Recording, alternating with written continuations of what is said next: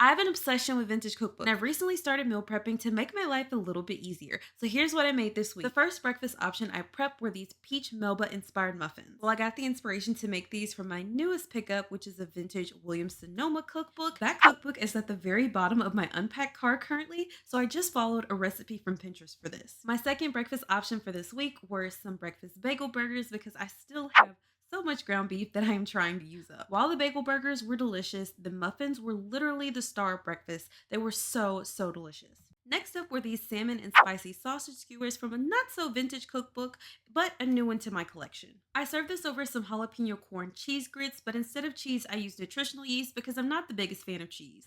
For my second lunch option, I started off by making a Mediterranean bean salad. I've shared this recipe on my page before. For my main for this meal, I decided to make these lemon herb gyros from this vintage Taste of Home cookbook that is dedicated to ground beef. While I once thought that citrus only worked with like seafood and poultry, I was so changed by this recipe because it was so delicious. It's the perfect option if you're struggling to find lamb to make the real thing. Follow for more easy meal ideas and inspiration.